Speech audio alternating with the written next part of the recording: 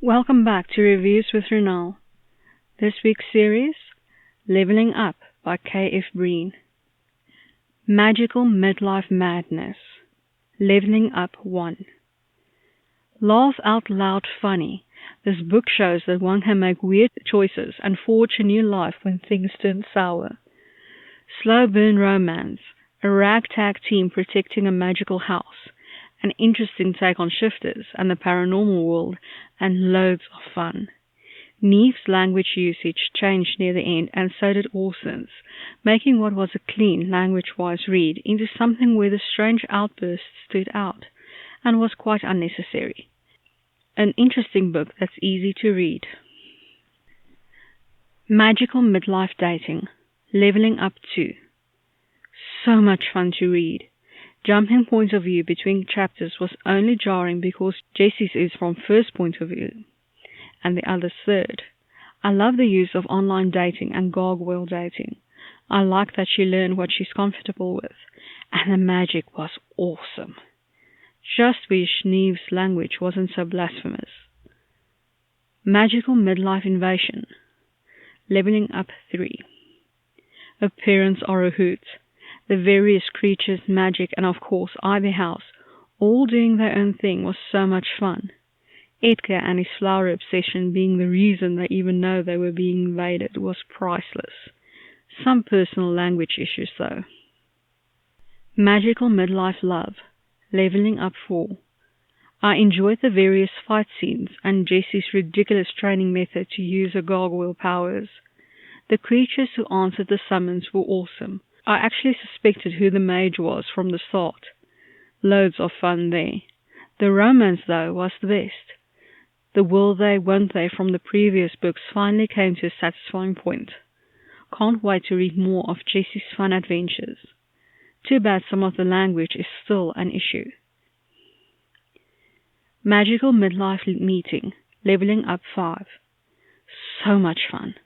I liked how the Ivy House crew grew and its implications, and the meeting with various mages.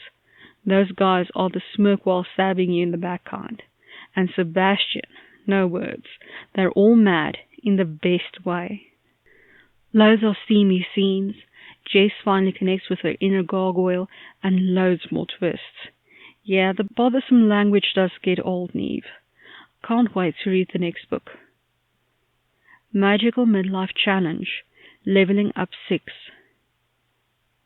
It's been a while since I've read an Ivy House crew book, but I quickly fell back into their madness and enjoyed every minute of it.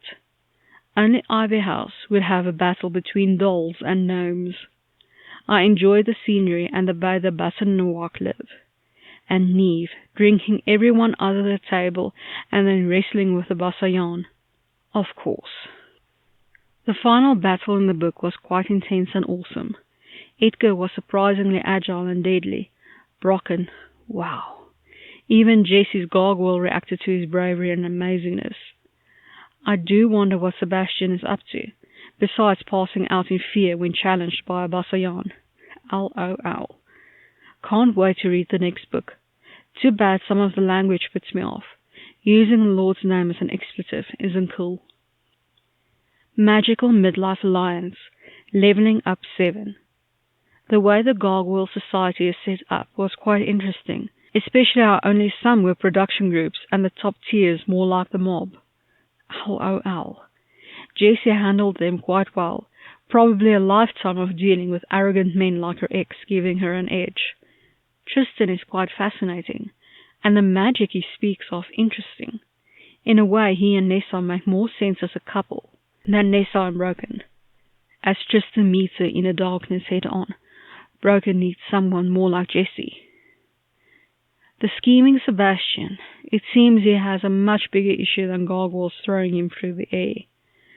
I enjoy the interaction of the Ivy House crew with the various magical creatures visiting them, especially Orson's grandma and Ulrich's mum.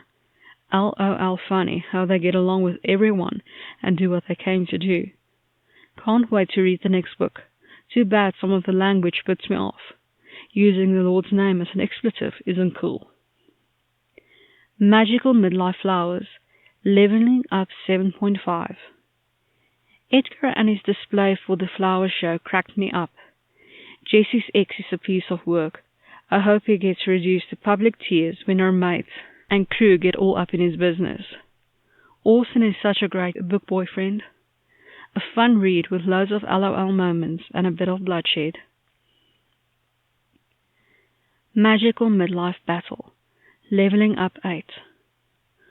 Orson, Jessie, and everyone from their town ready to fight to protect others, go to Kingsley's territory to protect Orson's brother and his pack from a huge mage attack. As they prepare for the coming battle, the brothers reconcile. Edgar and his attack flowers endear themselves to the town. Jessie is challenged by female shifters who don't accept a claim on Orson. Tristan and Nessa grow closer, and even Broken flexes his muscles. So many LOL moments with Neve and the rest of the Ivy House crew.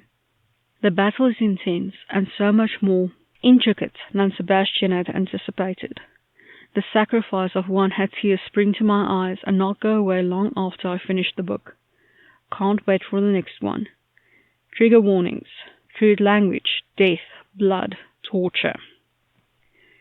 Magical midlife awakening. Leveling up 9. Jessie confronts her past, her ex, his friends and family, her past self, and becomes stronger for it. Her ex was gaslighting her so much I wanted to punch him. Ivy House, which became more vocal in this book, wanted to lock him in a closet and set him on fire. Neve got involved in the more dangerous circles of magic, looking for allies that had broken and Aurora leave the bar in fear.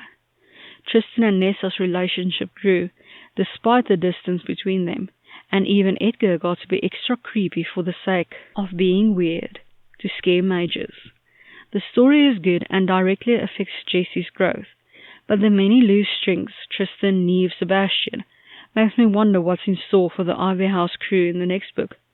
There will be a next book, right? Trigger warnings, emotional abuse, gaslighting, unchecked sexual predator. It seems that this is the end of the series, according to the author's website, so I'm wondering what will happen to those loose ends.